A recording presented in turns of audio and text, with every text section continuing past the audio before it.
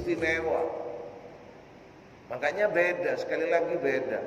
Kalau orang mau diajak berbicara oleh Allah dalam tanda kutip, Al-Quran dibuka. Kalau ingin kita yang berbicara kepada Allah, sholat adalah waktu yang tepat, media yang tepat. Makanya Nabi Musa itu diberitahu oleh Allah, nanti Musa, setelah kamu akan ada umat di mana dia akan mudah berbicara kepadaku.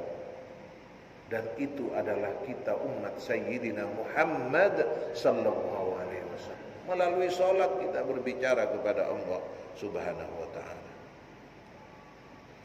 Wasabru sabrani, sabar. Menurut beliau, menurut Imam Ibnu Katsir, sabar itu ada dua macam. Fasabrun tarakal maharimi wal ma'athim. Yang pertama, sabar yang pertama adalah sabar ketika seorang mukmin dia meninggalkan apa yang diharamkan oleh Allah, apa yang dilarang oleh Allah. Itu sabar yang pertama. Bapak kan pengen tuh sebenarnya. Pengen. Ya apa sih rasane? Oh. Pak, betul? Halo. Bapak. Bapak gak jujur kacang hijau ini. Semua manusia ini mesti pengen. Apa sih? Kok dilarang ya? Apa ya? Pengen eru aku gitu. Tapi karena kita ini sudah diberitahu oleh Allah, ini dilarang, ini enggak boleh. Katanya Bang Roma, kenapa yang enak-enak?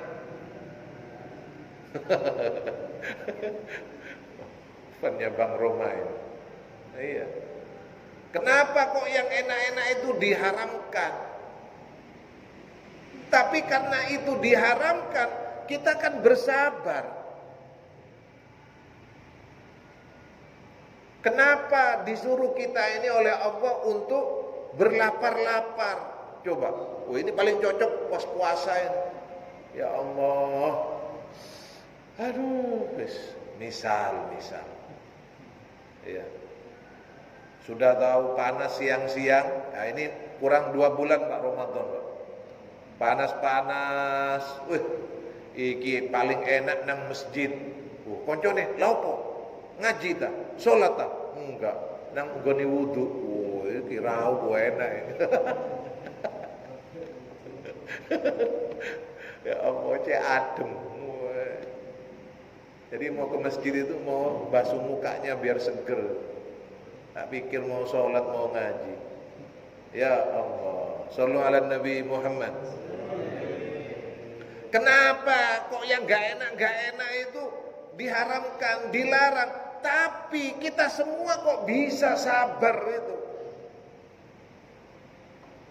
Makanya kalau puasa ditanya, puasa enak apa enggak? Jawabannya enak. Padahal gak enak. Tapi karena gak enak itu kan, kemudian bersabar untuk tetap melaksanakan perintah Allah. Berapa banyak di antara kita yang diberi amanah, diberi kekuasaan, diberi kemampuan untuk melakukan hal-hal yang dilarang oleh Allah, tapi dia mencegah. Enggak, aku enggak mau. Itu bukan hakku. Aku enggak mau menzalimi. Aku enggak mau sewenang-wenang. Kan dilakukan seperti itu. Sebenarnya bisa. Kenapa? Karena dia bersabar. Bersabar untuk tetap menjaga dirinya tidak jatuh kepada sesuatu yang dilarang oleh Allah. Shallu ala Nabi Muhammad. Makanya orang mukmin itu disebut beriman karena mau banyak orang, mau sendirian, tetap iman dia kepada Allah. Hati-hati Pak.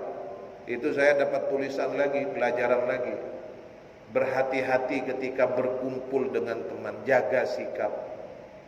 Termasuk berhati-hati kalau kita lagi sendirian, jaga pikiran.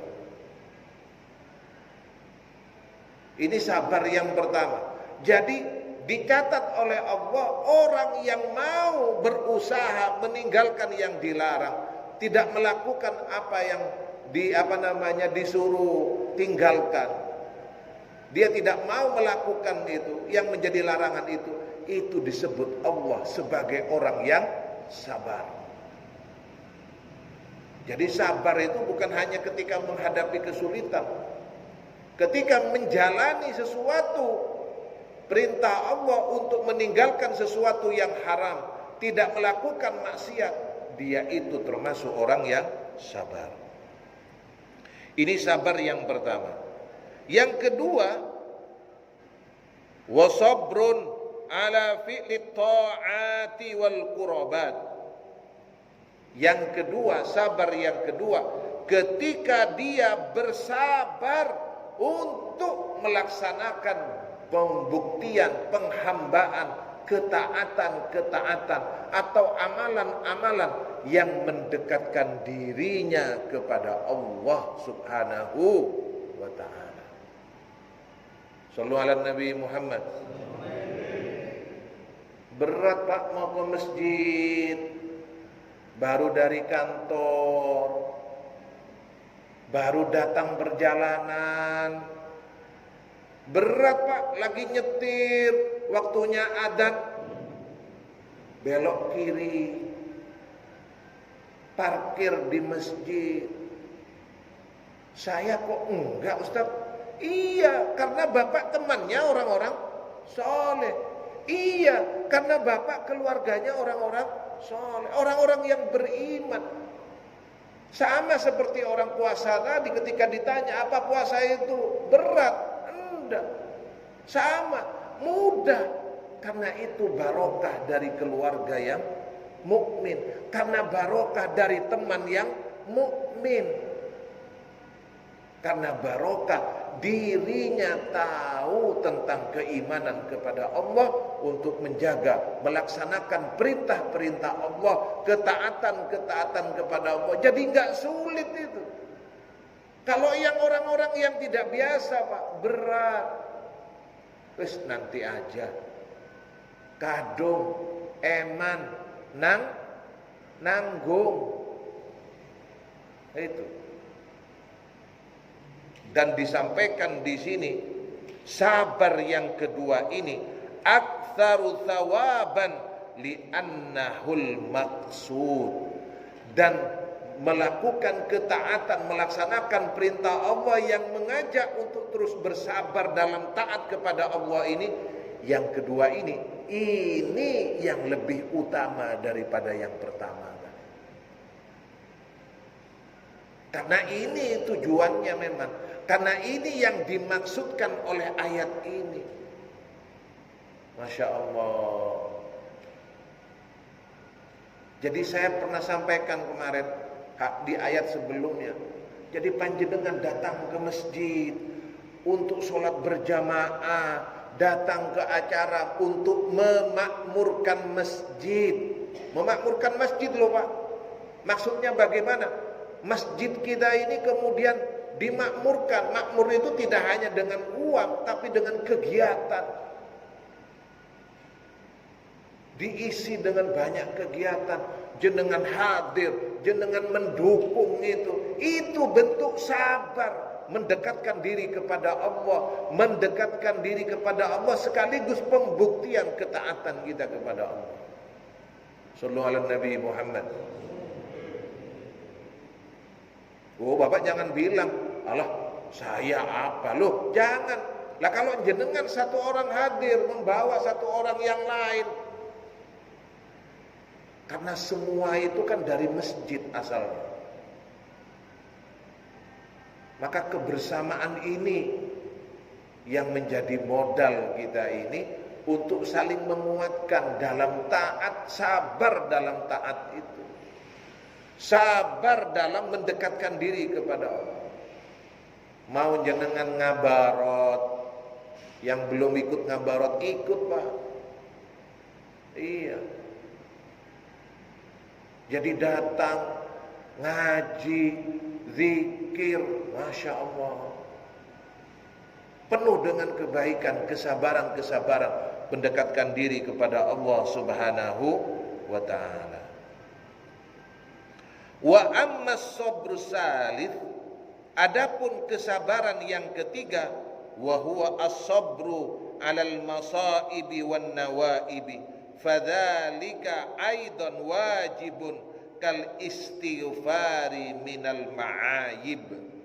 Yang ketiga, sabar yang ketiga adalah sabar ketika mendapatkan ujian dari Allah, mendapatkan musibah dari Allah. Sabar yang ketiga. Kenapa? Fadzalika aidan wajib, karena itu juga bentuk kewajiban kita sebagai seorang mukmin. Untuk apa? Untuk kemudian dengan cara seperti itu apa? Menghadapi kesulitan, musibah itu bil istighfar, meminta ampun kepada Allah Subhanahu wa taala dari segala keterbatasan kita, dari segala dosa kita, dari segala kekhilafan yang kita lakukan kepada Allah Subhanahu wa taala. Kenapa kita disebut dengan insan? Kenapa, Pak? Aktsaru fi nisyani. Karena kita ini banyak lalai. Jadi kalau ada teman lupa gak usah dimarahi, Pak. Itu syaratnya jadi manusia. Orang kok gak pernah lupa, jangan-jangan itu agen. Iya. Jadi disebut manusia karena lupa, disebut manusia karena lalai. Tempatnya lupa, tempatnya lalai. Hati kok disebut dengan kolbun? Kenapa, Pak? Karena qallaba yuqallibu, karena suka membolak-balik hati. Hati kadang bolak-balik, Pak. Sekarang iya, nanti enggak. Nanti enggak, setelah itu iya. Makanya doanya ya muqallibal qulub, tsabbit qalbi ala dinika wa ta'at. Jadi memang kita disuruh sabar menghadapi semua peristiwa-peristiwa ini. Kama qala Abdurrahman bin Zaid bin Aslam, as-sabru fi babaini. Kata beliau Abdurrahman bin Zaid bin Aslam, sabar itu ada dalam dua bab. As-sabru lillah bima ahabb wa in thaqala 'alal anfusi wal abdan, was-sabru lillah amma karaha wa in nazat ilail ahwa, faman kana hakadha fahuwa minas sabirin alladzina yaslamu alaihim insyaallah. Sabar itu ada dua, kata beliau. Sabar karena dia menyenangi, mencintai, wa in thaqala 'alal anfusi wal abdan, walaupun yang diberikan oleh Allah kepadanya itu sesuatu yang memberatkan dirinya. Ya seperti tadi saya bilang, puasa. Orang berangkat haji, berapa biayanya, meninggalkan keluarganya, umroh itu. Tapi tidak terasa berat karena dia sabar. Berapa banyak orang yang berjuang untuk berjamaah, walaupun dirinya sibuk, walaupun dirinya sakit, walaupun dirinya punya keterbatasan. Sebagaimana sahabat Nabi Ibnu Maktum, walaupun dia buta, dia datang ke masjid tiap subuh. Dia ini yang disebut dengan orang sabar. Berikutnya, wasabru lillahi amma karya wa in naza'at ilail ahwa. Termasuk ketika dia mengendalikan hawa nafsunya, dia mengontrol nafsunya, mengontrol jiwanya, keinginannya, hawa nafsunya itu. Jadi ada dua, sabar berkaitan dengan badannya, sabar berkaitan dengan nafsu dan jiwanya itu. Jadi sabar ini ada dua aspek ini. Faman kana hakadha fahuwa minas sabirin. Maka kalau dia mampu melakukan itu semua, maka dia termasuk dari golongan orang-orang yang sabar, yang menerima atas apa, tunduk atas apa yang telah Allah berikan kepadanya. Insya Allah. Jam berapa? Kurang berapa menit? Kurang menit. Saya lanjutkan pada yang akan datang ya. Baik, sementara itu yang kita kaji bersama, kekurangan milik saya, keterbatasan milik saya. Semoga Allah yang menyempurnakan sehingga menjadi ilmu yang bermanfaat dan bisa kita amalkan. Amin ya rabbal alamin. Ya Rasulullah, salamun alaik ya Rabbi asyani wa daraji'at fatayyaji rotal alami ya uhailal judi wal karami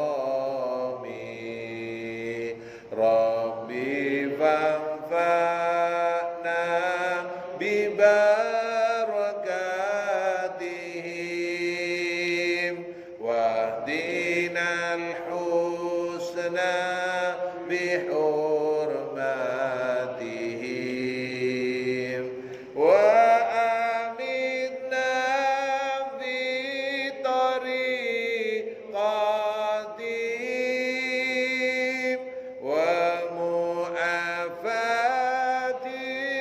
minal fitani ya Rasulullah salamun alaik ya Rabbi asyani wa daraji'at fatayyaji rotal alami ya uhailal judi wal karami amin ya Allah amin ya Allah amin ya Allah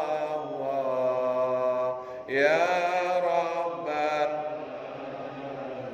أعوذ بالله من الشيطان الرجيم بسم الله الرحمن الرحيم الحمد لله رب العالمين اللهم صل وسلم وبارك على سيدنا محمد وعلى آل سيدنا محمد اللهم ارحمنا بالقرآن واجعله لنا إماما ونورا وهدى ورحمة اللهم ذكرنا منه ما نسينا وعلمنا منه ما جهلنا وارزقنا تلاوته آناء الليل وأطراف النار واجعله حجة لنا يا رب العالمين اللهم علمنا علما ينفعنا وانفعنا بما علمتنا اللهم ارزقنا علما لدنيا وعلما نافعا وعملا صالحا وافتح قلوبنا وقلوبهم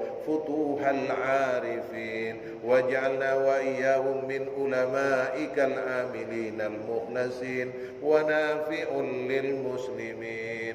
Ya Allah, ya Rahman, kami memohon keberkahan dari Al-Quran yang kami baca, yang kami tadabburi, yang kami pelajari. Ya Allah, kami memohon keberkahan dari majlis ilmu yang kami berada di dalamnya. Ampunilah dosa-dosa kami, dosa kedua orang tua kami. Ya Allah, bagi orang tua kami yang telah meninggalkan kami, ampunilah kami dan mereka ya Allah. Jadikan kubur mereka sebagai bagian dari surga-Mu. Ya Allah, bersihkanlah dosa-dosa mereka sebagaimana baju yang putih bernoda menjadi putih bersih kembali dengan rahmat-Mu ya Allah.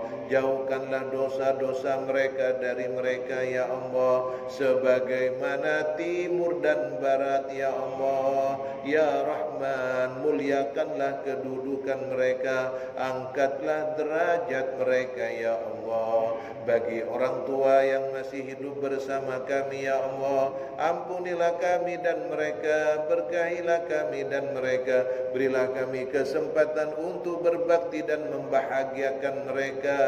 Ya Allah, anugerahkanlah kami dan mereka husnal khatimah. Ya Allah, anugerahkanlah kami dan keturunan kami ya Allah dari golongan yang mendirikan salat, dari golongan yang menegakkan salat, dari golongan ya Allah yang dengan rahmat-Mu istiqomah membaca Al-Quran, istiqomah menghafalkannya, mengamalkannya dengan rahmat-Mu, dengan ridha-Mu ya Allah. Apabila di antara kami ya Allah, jamaah kami ya Allah saat ini sedang sakit, ringankanlah kami dan mereka ya Allah. Angkatlah penyakit kami dan mereka, berikanlah kami kesembuhan untuk bisa lebih mudah beribadah dan bersyukur kepadamu. Apabila di antara kami saat ini ya Allah menghadapi kesulitan, permasalahan ya Allah,